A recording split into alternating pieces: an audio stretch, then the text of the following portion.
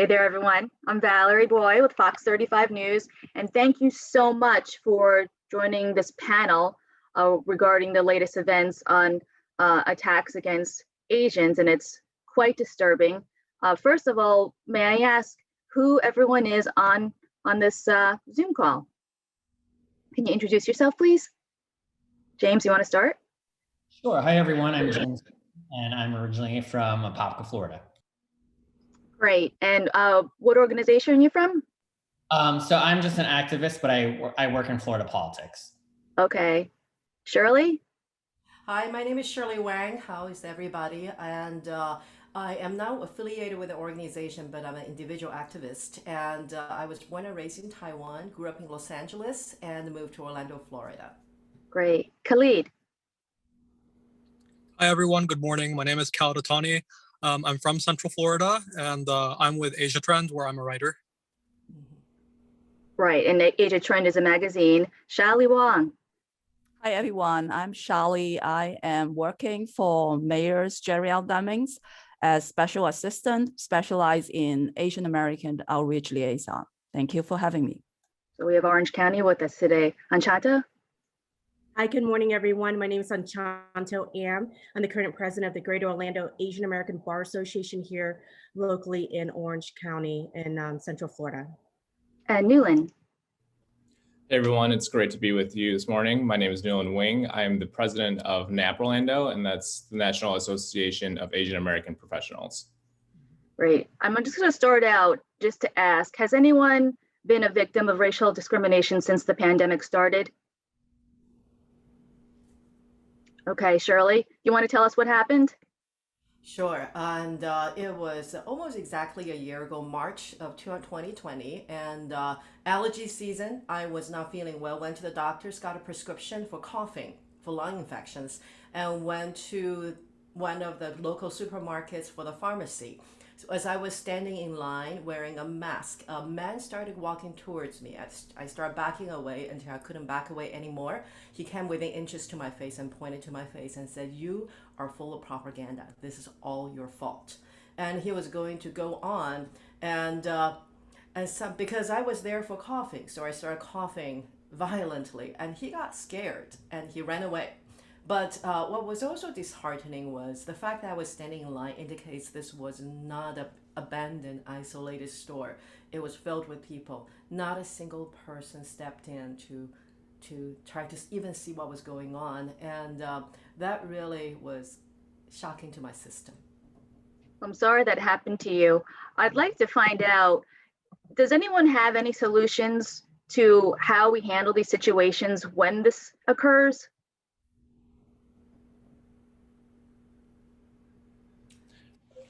I'll offer something with that, Valerie. I think bystander training and just having allies in the community, not just people within the Asian American community, even though that's certainly important, but just having us have a more collective vision of us being together. And so this is not always just an Asian American issue, this is an American issue. And so if and Shirley, I'm very sorry to hear about what happened with you, but certainly anyone else in that store could have and should have spoken up.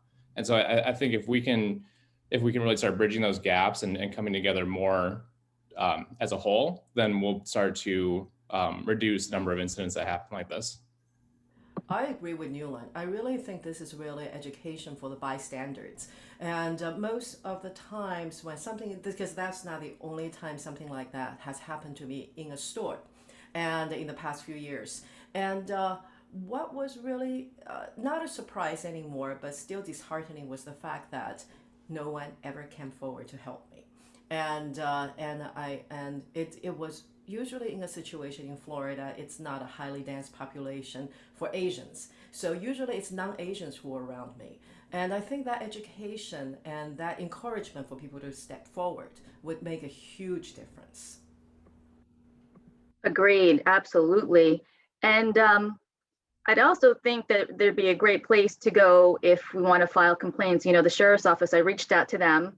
They said there haven't been any physical attacks on Asian Americans within the community, which is good news. However, many may also choose not to report them because, as you know, we're brought up to not really speak out, unfortunately, but with the younger generations, it seems like it's changing now. So does anyone have any advice on filing a complaint, or maybe Anshanto, since you work with the Bar Association, you can kind of tell us what are our rights if something like this happens? And even if it is verbal, is it still considered, against the law to do something like this? Sure thing. And I just want to piggyback off of Newland. What he suggested is point spot on. The fact that it needs to be informed, we need to be educated and share this as well awareness that it's not just the Asian American community that's being impacted. This impacts all of America. And what we're doing right now for Greater Orlando Asian American Bar Association is putting on a panel discussion, a combination of folks from the FBI, folks from the Stop AAPI Hate, and other folks in the community as well on April 28th. If anyone wanted to come and join and listen in, please do so, because like you mentioned, just because the reports are not there doesn't mean that it's not happening. It could be the possibility that folks are not aware that they have certain rights. And I ask everyone and plead with everyone to go and hear out what their rights are and learn what they can do and not be afraid to report it when it happens, and report it right then and there. Because there are situations where you want to get more people involved and aware, and it's just not happening. So be informed, get educated, listen to panel discussions, learn from our other states and what they're doing, and go from there. Anshanto, do you think something like what happened to Shirley should be reported to law enforcement, or should they go to someone like the county, like Shally or yourself? What should they do? I think it's a combination of things. Right now, we have somewhat of a gray zone, right? There's not really a designated area unless I'm not aware of it. My suggestion is reach out to Shally, reach out to the local leaders. I know James said he's an advocate. Reach out to James, reach out to the county as well, and say, this is what I'm experiencing. What resources are available to us in the community? I do know that the FBI have a list of resources and list of community civil rights organizations that might be able to help. So that might be a good resource as well. And of course, don't be afraid to report it to the police and let them know, because the police aren't able to help until we let them know that this is an issue. Same thing goes with the community. If you're not voicing your concerns, folks can't help. And in order for us to help and address the issue, we need to know. And I believe what I've experienced is not a singular experience for me. And what I have discovered is the local police can do very little unless there's actual physical damages done to me as a person in a situation where where the law can protect me. So it's been a frustrating situation, and what I've chosen to do is to share this on social media, and I've gotten a lot of interesting responses from my friends across the country and other Asian female friends. Some of them in Central Florida, some of them are outside, and it's a frustrating situation, and it would be helpful if the law can actually extend more protection. But as of today, it doesn't seem to have a lot available. Shally, maybe with the Asian Committee, Orange County Asian Committee, maybe we can create a platform within the website or where people can email complaints in freely. So there is something, if they can't go to law enforcement, at least maybe they can go to the county. So the county recognizes this. And Definitely.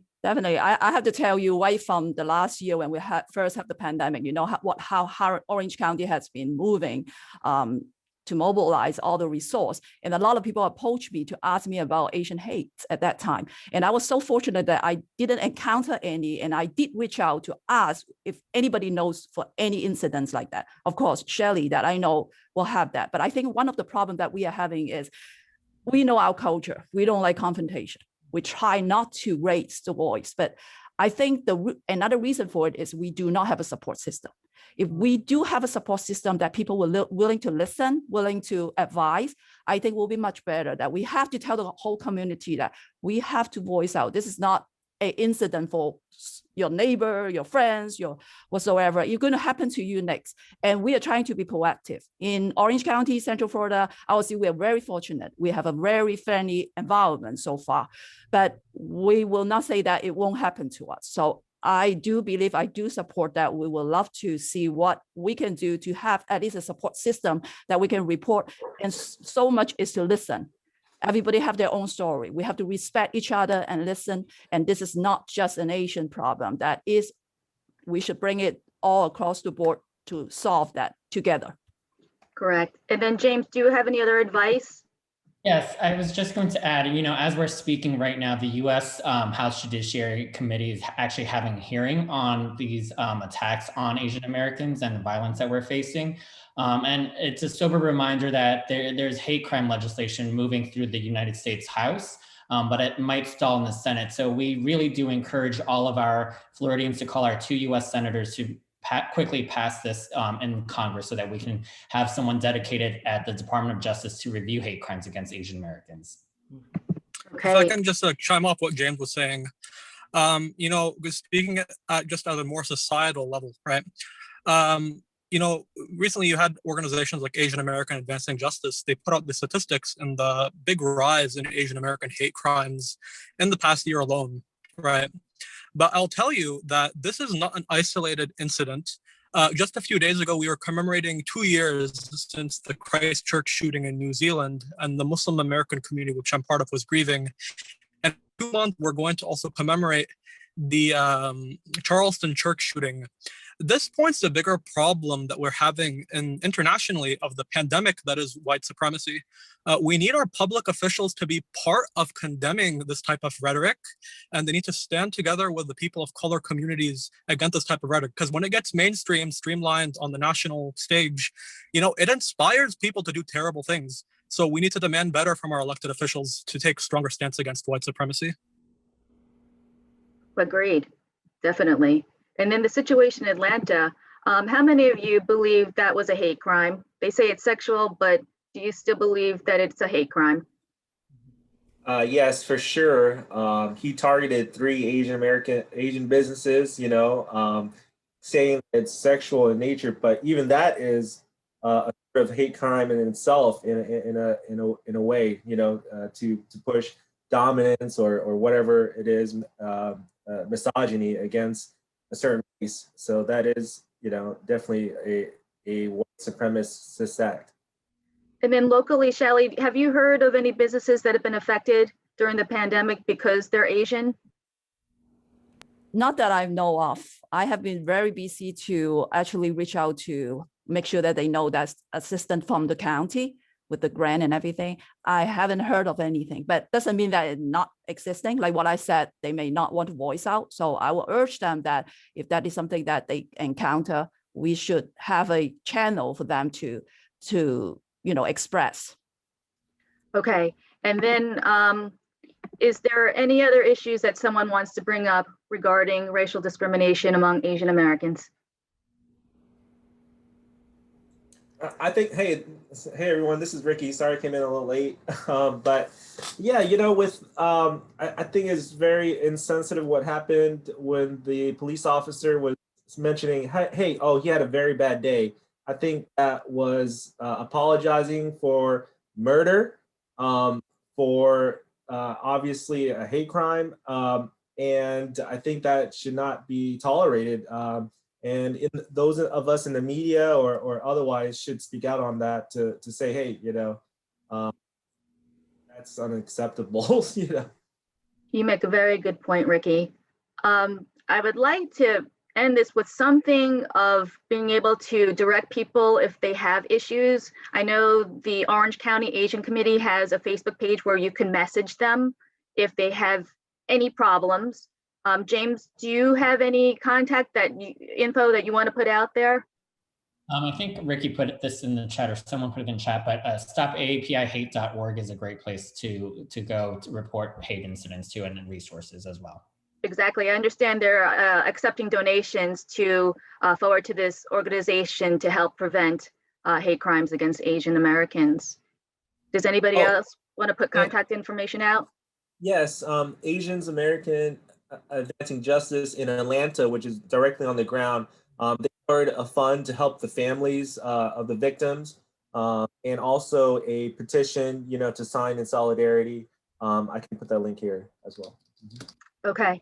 And so then there's going to be a panel in March that Anchanto mentioned. So going forward, maybe if we think about more ideas and solutions, then we could bring that to the panel and try to figure out ways, again, to educate people and to stop this hate against Asian Americans. I thank you all so much for taking a few minutes out of your day for this very, very important issue. So thank you. Take care, you guys. Thank you.